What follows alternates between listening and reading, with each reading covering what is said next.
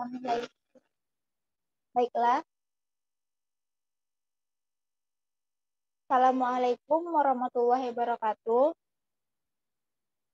Alhamdulillahirabbil alamin. Assalatu wassalamu ala asyrafil anbiya'i wal mursalin wa ala alihi washabihi wasallam. Terima kasih. Bersyukur kita kepada Allah karena telah memberikan kesempatan agar bisa menghadiri perkuliahan hari ini. Dan kami, baiklah, selanjutnya kami dari kelompok 5 akan menampilkan infeksi oportunistik.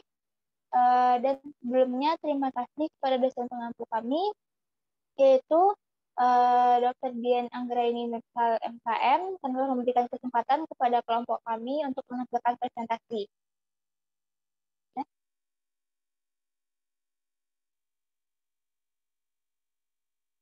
Baik.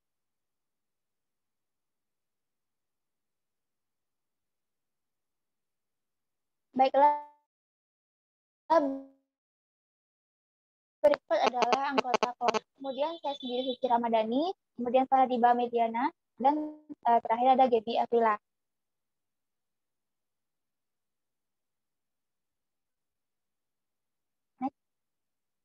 Berikut adalah outline yang akan kami tampilkan dalam presentasi. Yang pertama itu definisi infeksi oportunistik, yang kedua etiologinya, yang ketiga faktor-faktor risiko perkembangan infeksi oportunistik, keempat pencegahan infeksi oportunistik, yang kelima pemeriksaan infeksi oportunistik, 6 tes untuk infeksi oportunistik, yang ketujuh infeksi oportunistik dan AIDS, dan yang 8 yaitu pengobatan tuberkulosis dan HIV.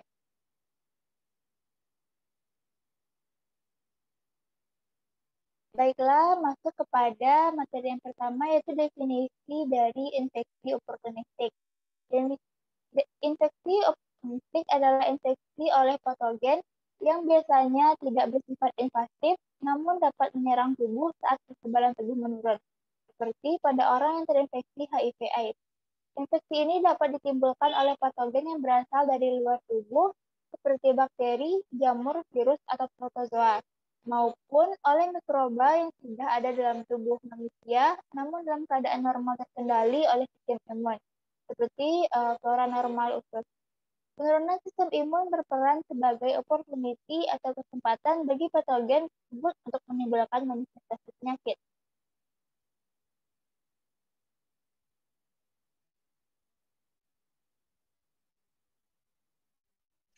Selanjutnya akan dipresentasikan oleh Gaby kepada Gaby. Selanjutnya yaitu ada etiologi, di mana infeksi oportunistik biasanya tidak terjadi pada penderita yang terinfeksi HIV, hingga jumlah sel CD4 turun dari kadar normal sekitar 1.000 sel menjadi kurang dari 2.000 sel.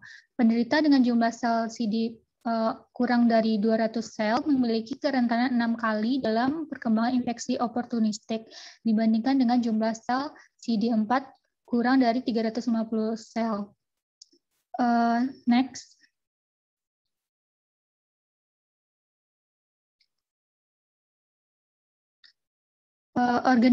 Organisme patogen yang terdapat secara laten dalam tubuh yang kemudian mengalami reaktivasi. Yang pertama ada Candidias. Candidias adalah penyakit jamur yang disebabkan oleh spesies Candidias, biasanya oleh Candida albicans, dan dapat mengenai mulut, vagina, kulit, kuku, bronki, atau paru. Yang kedua ada tuberkulosis, adalah merupakan infeksi yang dapat ditularkan kepada orang yang imunokompeten melalui rute respirasi. Yang ketiga ada pneumocystis carini. Pneumonia jarang dijumpai pada orang yang sehat dan imunokompoten. Yang keempat ada diare kronik yang tidak dapat dijelaskan pada infeksi HIV, terjadi akibat berbagai penyebab, termasuk beberapa diantaranya infeksi bakteri, serta parasit yang umum, dan infeksi oportunistik tidak umum seperti cryptosporidiosis. Yang kelima ada toxoplasmosis, adalah penyakit yang disebabkan oleh Toxoplasma gondii. Yang keenam ada herpes zoster. Yang ketujuh ada cryptococcal meningitis. Selanjutnya ada cytomegalovirus. Selanjutnya ada kompleks demensia AIDS. Terakhir ada leukoencephalopati multifokal progresif. Next. Faktor-faktor risiko perkembangan infeksi oportunistik di antaranya yaitu ada terapi imunomodulator, di mana terapi yang paling sering digunakan untuk mengatasi infeksi akibat virus, bakteri, parasit, dan jamur. Yang kedua ada paparan patogen dan keadaan geografis yang mana menyebabkan penyebaran dari infeksi oportunistik meningkat. Yang ketiga ada usia. Pada orang-orang yang berusia lanjut akan terjadi disregulasi fungsi imun yang menyebabkan kerentanan terhadap infeksi, kanker, dan penyakit autoimun. Yang keempat ada komorbid, di mana penyakit paru kronik, alkoholisme, gangguan organik di otak, dan diabetes mellitus menyebabkan infeksi oportunistik lebih mudah terjadi. Yang kelima, ada malnutrisi, di mana mayoritas penyebab penurunan fungsi imun dikarenakan meningkatnya pemakaian metabolisme berlebihan dalam waktu yang lama. Next.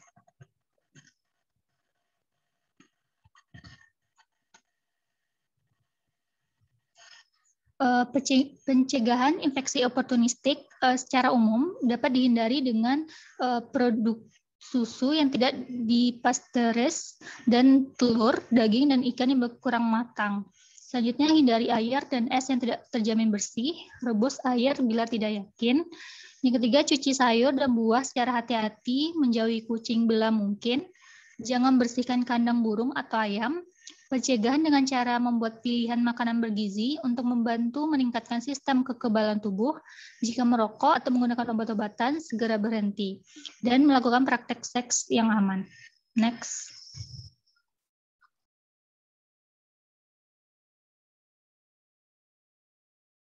Selanjutnya ada pemeriksaan infeksi oportunistik. Pemeriksaan koinfeksi oportunistik di bawah ini sebaiknya dilakukan dengan segera pada pasien yang baru terdiagnosis infeksi HIV.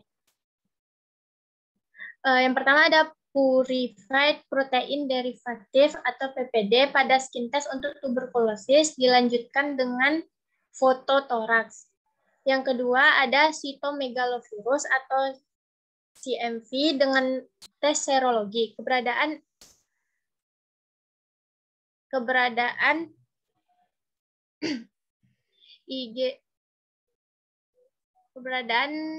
LGG anti-CMV mengindikasikan pasien yang pernah terpajan CMV. Lanjutkan dengan pemeriksaan oftalmologi untuk mengevaluasi retinitis CMV pada hasil tes CD4 yang rendah. Yang ketiga ada sifilis dengan RPR atau rapid plasma reagen. Hasil positif sebaiknya dilakukan dengan fungsi lumbal, terutama jika terdapat gejala neurologis. Yang keempat ada tes amplifikasi cepat untuk infeksi gonokokus dan chlamydia. Pemeriksaan panggul dilakukan pada wanita untuk menyingkirkan kemungkinan trichomoniasis. Yang kelima ada serologi hepatitis A, B, dan C dilakukan pada pasien untuk menentukan kebutuhan akan vaksinasi dan mengevaluasi infeksi kronik. Pemeriksaan krusial lainnya adalah tes fungsi liver.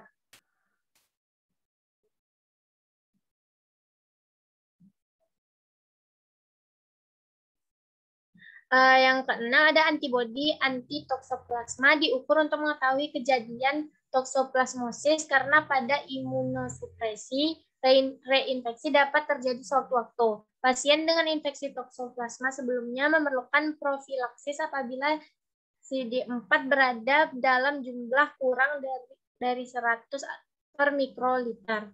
Yang ketujuh ada pemeriksaan fisik dan penunjang lainnya untuk mengetahui adanya diare, angiomatosis, basilar, candidiasis, pelvic inflammatory disease, termasuk chlamydia, gonorrhea, atau Gardnerella, neoplasma cervical, dan oral leukoplakia.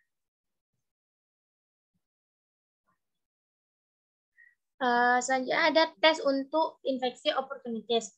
Untuk menentukan apakah kita terinfeksi infeksi opportunitis, darah kita dapat dites untuk antigen atau potongan kuman yang menyebabkan infeksi opportunitis. Atau untuk antibodi, protein yang dibuat oleh sistem kekebalan tubuh untuk memerangi antigen. Ditemukan antigen berarti kita terinfeksi. Ditemukan antibodi berarti kita pernah terpajan pada infeksi. Kita mungkin diberikan imunisasi atau vaksinasi terhadap infeksi tersebut, atau sistem kekebalan mungkin memberantas infeksi dari tubuh kita, ataupun kita mungkin tetap terinfeksi. Jika kita terinfeksi kuman yang menyebabkan infeksi opportunitis, dan jika jumlah CD4 kita cukup rendah sehingga memungkinkan infeksi opportunitis berkembang, dokter kita akan mencari tanda penyakit aktif. Tanda ini tergantung pada infeksi opportunitis.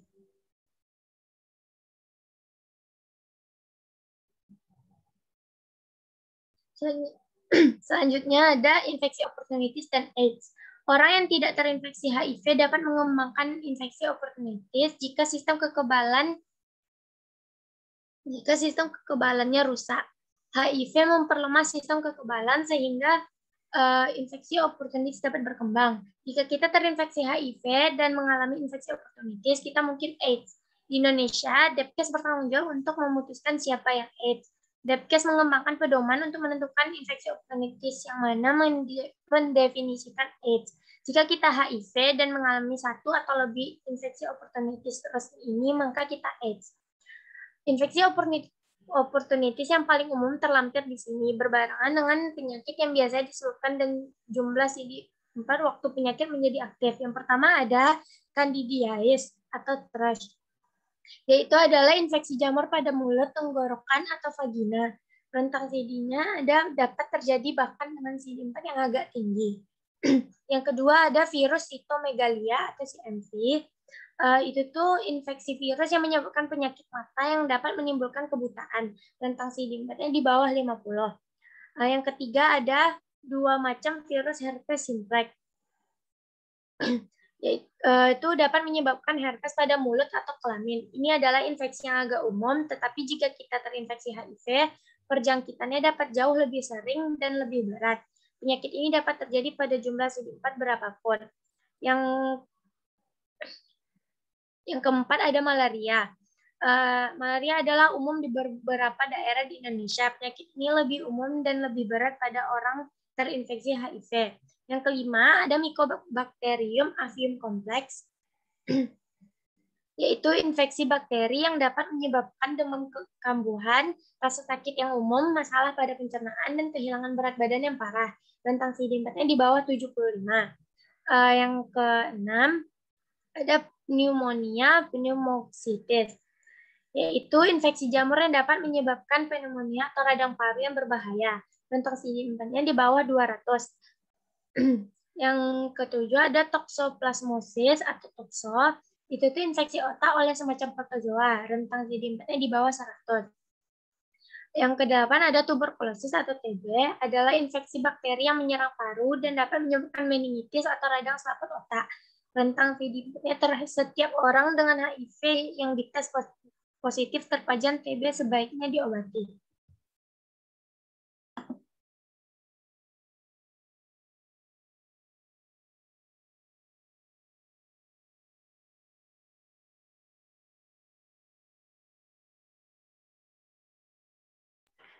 Selanjutnya, tuberkulosis atau TB dan HIV merupakan penyakit saling berkaitan dan sering menimbulkan koinfeksi TB-HIV, di mana secara bersamaan seseorang menderita infeksi TB dan infeksi HIV. Penegakan diagnosis TB pada penderita HIV tidak mudah karena gejalanya tidak spesifik.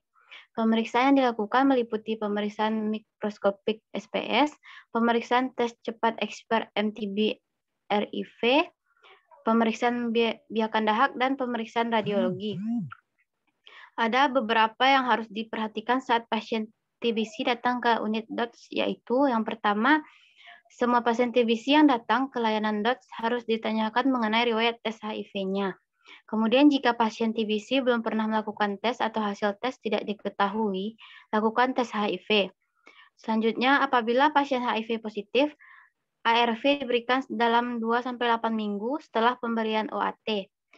Dan jika pasien menolak tes HIV, minta pasien untuk tes HIV pada kunjungan berikutnya. Dan bila pasien masih menolak, rujuk ke konselor HIV. Next.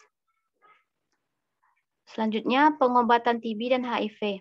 Yang pertama, pengobatan TB pada ODA yang belum dalam pengobatan ARV. Bila penderita belum dalam pengobatan ARV, pengobatan TB dapat segera dimulai. Jika penderita dalam pengobatan TB, maka teruskan pengobatan TB-nya sampai dapat ditoleransi 2-4 minggu dan setelah itu diberikan pengobatan ARV. Keputusan untuk memulai pengobatan ARV pada penderita dengan pengobatan TB sebaiknya dilakukan oleh dokter yang telah mendapat pelatihan tata laksana penderita TB HIV. Yang kedua, ada pengobatan pada ODA yang sedang dalam pengobatan ARV. Bila penderita sedang dalam pengobatan ARV, sebaiknya pengobatan TB dimulai minimal di rumah sakit yang petugasnya telah dilatih TB HIV untuk diatur rencana pengobatan TB bersama dengan pengobatan ARV.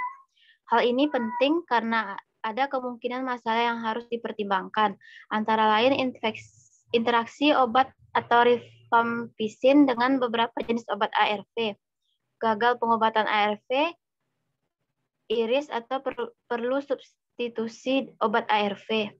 Next. Yang ketiga, terapi OAT dan ARV pada pasien koinfeksi TB HIV. Status HIV pada pasien tidak mempengaruhi pemilihan kategori OAT. Tata laksana pasien TB dengan HIV sama dengan pasien TB lain karena keefektifan OAT pada ODA sama dengan pada pasien TB umumnya.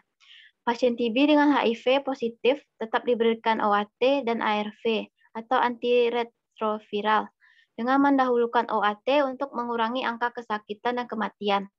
Pemberian OAT pada pasien TB paru, termasuk pasien ODA yang belum pernah mendapat pengobatan, dianjurkan menggunakan lini pertama selama 6 bulan, meliputi 2 bulan fase intensif menggunakan HRZE,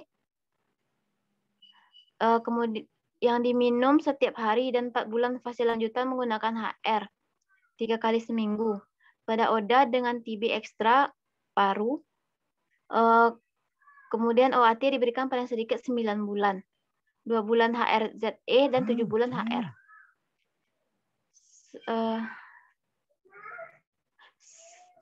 Sekian dari saya kembalikan ke moderator.